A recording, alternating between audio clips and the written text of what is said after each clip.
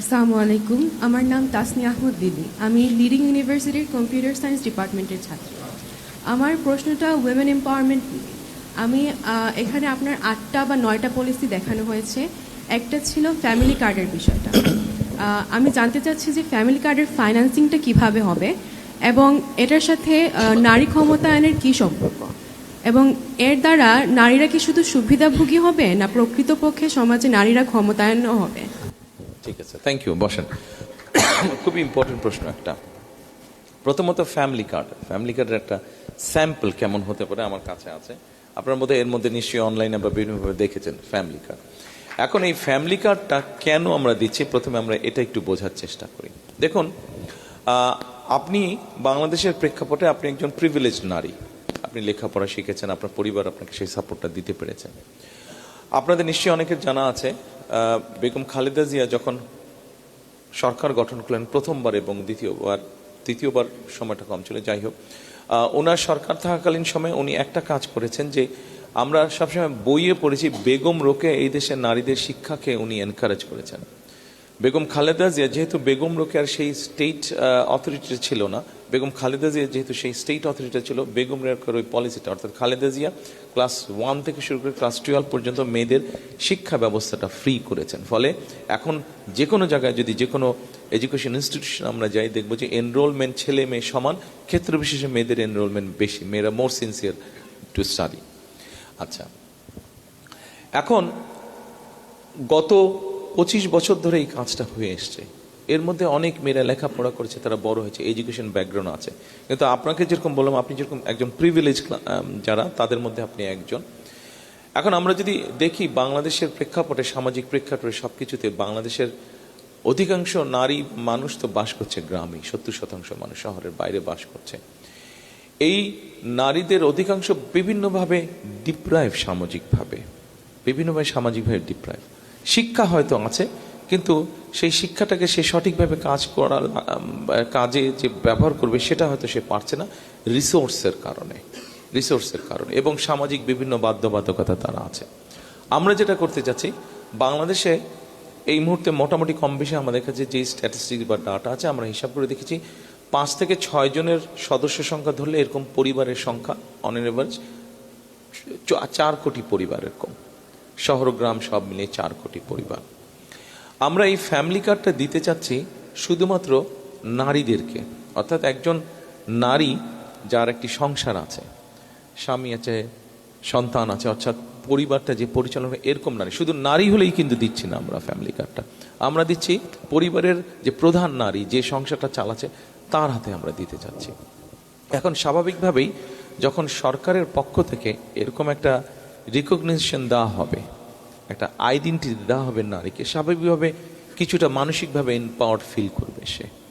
পরিবারের কাছে হোক, নিজের পরিবারের কাছে হোক, শ্বশুর বাড়ির পরিবারের কাছে হোক, একটা তার সম্মান হবে, সম্মানটা তার আরও বৃদ্ধি পাবে।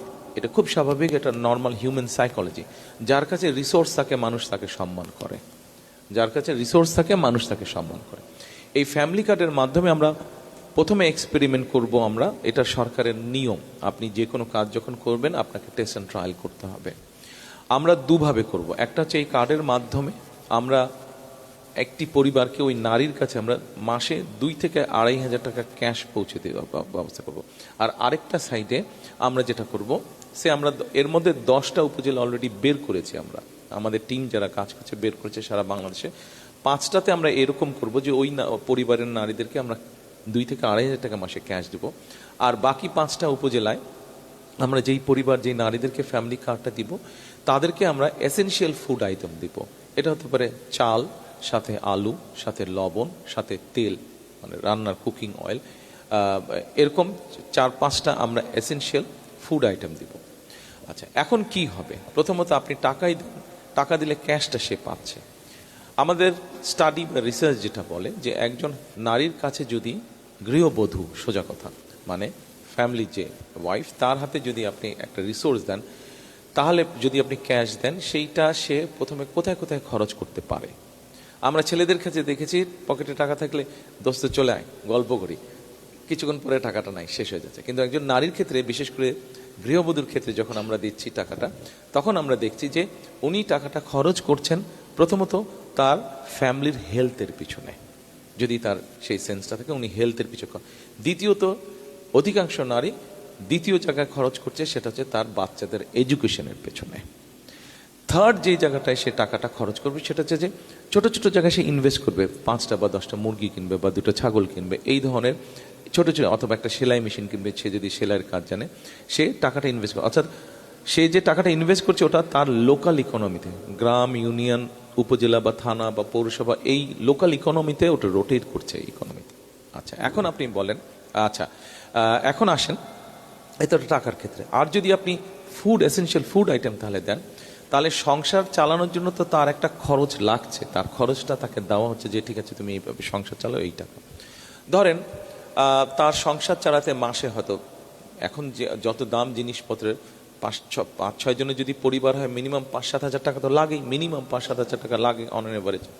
তো এখন তাকে যদি আপনি 2 থেকে 2.5 হাজার টাকা ক্যাশ বা এসেনশিয়াল ফুড আইটেম দেন, তাহলে কি হচ্ছে, তার যেই টাকাটা সেখান থেকে সে হয় সেভ করতে পারছে বা যেভাবেই হোক সেভ হচ্ছে, তো তার হাতে কিছুটা হলেও টাকা জমা হচ্ছে। সেই টাকাটা সে তখন ওই ইনভেস্টমেন্ট থেকে শুরু করে ওই কাজগুলোতে সে ওই টাকাটা তখন বিনিয়োগ করবে, তার বাচ্চাদের এডুকেশনের পিছনে, তার ফ্যামিলির হেলথের পিছনে এবং ইনভেস্টমেন্টের ক্ষেত্রে। স্বাভাবিকভাবেই যখন আস্তে আস্তে একজন নারীর কাছে এই, হতে পারে এটা ক্ষুদ্র অ্যামাউন্ট, কিন্তু এরকম ক্ষুদ্র অ্যামাউন্ট আস্তে আস্তে জমতে শুরু করবে, তখনই কিন্তু মানুষ তাকে, একটু আগে যেই কথাটি বলেছি, কথাটি শুনতে হয়তো কারো কারো কাছে খারাপ থাকতে পারে, বাট এটি হচ্ছে বাস্তব। আপনার কাছে যখন রিসোর্স থাকে তখন আপনাকে সবাই সম্মান করবে, কাজেই তখন সে নারীটার মর্যাদা বৃদ্ধি পাবে, তার আত্মবিশ্বাসটা বৃদ্ধি পাবে। প্রথম 6 মাসে কিচ্ছু হবে না, প্রথম 1 বছরেও কিছু হবে না, প্রথম 2 বছরেও কিছু হবে না, 3, 4, 5 বছর পরে গিয়ে কিন্তু আস্তে আস্তে পরিবর্তনটা আসবে, ধীরে ধীরে পরিবর্তনটা আসবে। অর্থাৎ তার ইনভেস্টমেন্ট তাকে যখন আস্তে আস্তে রিটার্ন দিবে, সে কনফিডেন্ট হবে। আপনার পকেটে যদি 100 টাকা থাকে, আপনি যে পরিমাণ কনফিডেন্ট হবেন, আপনার পকেটে যদি 10,000 টাকা থাকে, আপনার কনফিডেন্সের পরিমাণটা অনেক বেশি হবে, তাই নয় কি? Normal human psychology. কাজেই ধীরে ধীরে কিন্তু তার পুঁজির পরিমাণ যত বাড়বে সে তত কনফিডেন্ট হবে। একই সাথে তার পরিবার সুস্থ থাকছে, পরিবার সুস্থ থাকলে কিন্তু সে কনফিডেন্ট থাকছে, হাসি খুশি থাকে। একই সাথে যখন সে দেখছে যে তার ছেলেমেয়েরা আস্তে আস্তে আস্তে আস্তে পড়ালেখায় ভালো করছে, এগিয়ে যাচ্ছে, ওইটা মা হিসেবে তাকে আরও কনফিডেন্স দিবে, মা হিসেবে তাকে আরও কনফিডেন্স দিবে। ওটা আমরা যদি এভাবে পুরো জিনিসটাকে আমরা কল্পনা করি, এভাবে যদি আমরা প্ল্যান করি, এভাবে যদি আমরা চিন্তা করি, তাহলে দেখবেন 5 থেকে 7 বছর পরে ওই গ্রামের ওই পরিবারটি না, ওই গ্রামের 10টি পরিবার এরকম মোটামুটিভাবে healthy, with a basic education background and with a financial capability. আপনি 10টি পরিবার ওই গ্রামের, ওই ইউনিয়নে 5টি গ্রাম আছে, প্রত্যেক 5টি গ্রামই আস্তে আস্তে ওরকম সেলফ সাফিসিয়েন্ট বা ইন্ডিপেন্ডেন্ট বা ওরকম পরিবার হলো। এইভাবে আপনি একটি গ্রাম, একটি ইউনিয়ন, একটি উপজেলা, এইভাবে জেলা এবং সামগ্রিকভাবে ধীরে ধীরে দেশ চিন্তা করেন। আস্তে আস্তে 4 কোটি পরিবারের যদি আপনি 2 কোটি পরিবারকে, 1.5 থেকে 2 কোটি পরিবারকেও যদি আপনি এই পর্যায়ে নিয়ে আসতে পারেন, অর্থাৎ 5 বছর পরে প্রত্যেকটি পরিবার, 4 কোটি আমরা বাদ দিলাম, প্রত্যেকটি পরিবার যদি ঠিক শৌখিনতার বশেও মিনিমাম 1-1.5 হাজার টাকাও যদি শৌখিনতার বশেও খরচ করতে পারে, সেই ক্যাপাসিটি যদি তাদের থাকে, তাহলে আপনি চিন্তা করেন ইকোনমির গ্রোথটা কত বড় হচ্ছে। ইকোনমির গ্রোথটা, অর্থাৎ ঠিক আছে পরিবার পরিজনদেরকে নিয়ে মার্কেটে গেল, কিছু কিনলো, পরিবার পরিজনদেরকে নিয়ে কোথাও বেড়াতে গেল, রেস্টুরেন্টে খেলো, হোটেলে খেলো, তার মানে চিন্তা করেন ইকোনমিটা কত বড় হচ্ছে, কত স্ট্রেনদেন হচ্ছে, আমরা একে অপরকে সহযোগিতা করছি। এটাই হচ্ছে ফ্যামিলি কার্ডের মূল লক্ষ্য। আপনি জিজ্ঞেস করেছেন যে বাজেটটা কোত্থেকে আসবে। এই মুহূর্তে বাংলাদেশে সোশ্যাল সেফটি নেটওয়ার্কের আমার যতটুকু ধারণা হচ্ছে 138টা প্রজেক্ট কাজ করছে, বিভিন্ন আন্ডার প্রিভিলেজ যারা মানুষ আছে তাদেরকে দিচ্ছে। কিন্তু আপনি যদি খেয়াল করেন ভালো করে, যদি খোঁজ করেন ভালো করে, আপনি দেখবেন যে 138টা পরিবারের মধ্যে যে কয়েক কোটি মানুষ আছে, অনেকেই আছে যাদের যেটা পাওয়ার উচিত না তারা সেটা পাচ্ছে, যাদের যেটা, এবং বিভিন্ন মিনিস্ট্রির 138টা প্রজেক্ট চলছে, হেফাজতলি চলছে, কোনো এটা নেই, এক এক মিনিস্ট্রি এক একটা পরিকল্পনা হলো, চালু করলো। কাজে আমরা এই পুরো রিসোর্সগুলোকে এক জায়গায় নিয়ে আসতে চাইছি, এটা গেল 1 নম্বর। আমরা আমাদের নিজস্ব রিসোর্স থেকেই এই রিসোর্সটাকে বের করে নিয়ে আসবো। আমরা 138টার অনেকগুলোর হয়তো প্রয়োজন নেই, যেগুলো এসেনশিয়াল আপনার পরিকল্পনা অনুযায়ী কাজ করলে, রিসোর্স ব্যবহার করলে, যেখানে মানুষ এম্পাওয়ার্ড হবে, নারীরা এম্পাওয়ার্ড হবে, সঠিকভাবে রিসোর্সটা রাষ্ট্রের দেশের কাজে লাগবে, আমরা সেই জিনিসটাকে ওইভাবে গড়ে তুলতে চাইছি। আচ্ছা, এবার আপনি হয়তো একটা প্রশ্ন করতে পারেন যে এটা কারা পাবে। নিশ্চয়ই এটা আপনার একটা প্রশ্ন ছিল বা আসছে। আমরা প্রথমে এটা শুরু করতে চাইছি আন্ডার প্রিভিলেজ যেই জায়গাগুলো আছে, ডিপ্রাইভ যেই জায়গাগুলো আছে, সেখানকার ফ্যামিলি, নারী বা গৃহবধূ যারা আছে তাদেরকে দিয়ে। এটা একজন কৃষকের ওয়াইফ উনি যেমন পাবে, একজন ভ্যান চালকের ওয়াইফ উনি এটা পাবে, একজন ইমাম সাহেবের ওয়াইফ উনি এটা পাবে, একজন প্রাইমারি স্কুলের শিক্ষকের ওয়াইফ উনি এটা পাবে, এটা ইউনো সাহেবের ওয়াইফ উনিও পাবে, একজন মুদির দোকানদারের ওয়াইফ উনিও পাবে, এটা ইভেন আপনিও পাবেন। বাট আপনার ক্ষেত্রে বা ইউনো সাহেবের ওয়াইফের ক্ষেত্রে বা ডিসি সাহেবের ওয়াইফের ক্ষেত্রে এটা হয়তো প্রযোজ্য না। আপনি স্বাভাবিক ওই সুবিধাটা নিতে চাইবেন না, আপনার নিজেরও তো দেশকে কিছু দেবার আছে, আপনি ওই স্যাক্রিফাইসটা করেন। অর্থাৎ এটা যেহেতু আপনার প্রয়োজন না, 2,500 টাকা না হলেও আপনার চলবে, আপনার এইটুক স্যাক্রিফাইস করার মতন শক্তি আপনার আছে, সামর্থ্য আপনার আছে, মানসিকতা আপনার আছে। আমরা সেই জন্য ধরে নিচ্ছি যে যাদের এটা প্রয়োজন নয় তারা এটা নেবে না। এখন প্রশ্ন করতে পারেন যে কেন আমরা তাদেরকে এরকম সবার জন্য কেন দিচ্ছি। দেখুন, ছোটবেলা সবারই ছিল, আমারও ছিল, আপনাদের প্রত্যেকে আছে। বাবা মা যখন বলতো এই ওই দিক যাবা না, তখন কিন্তু ওই দিকে যাওয়ার জন্য মাথাটা খারাপ হয়ে যেত, রাইট? ওই দিকে যাওয়ার জন্য মাথাটা খারাপ হয়ে যেত, না ওই দিকেই যেতে হবে, মানা করলো কেন?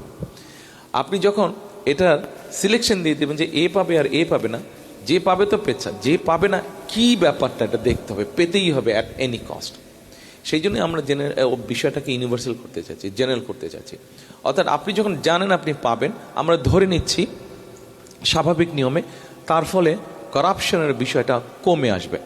100% বন্ধ হবে আমি সেই কথা বলছি না, বাট কমে আসবে, যেহেতু তখন ধাক্কাধাক্কিটা হবে না, আরে আমাকে দিতেই হবে, পেতেই হবে, এই মানসিকতা থেকে বেরিয়ে আসবে এবং আমাদের ধারণা করাপশনের পসিবিলিটিটা অনেক কমে আসবে।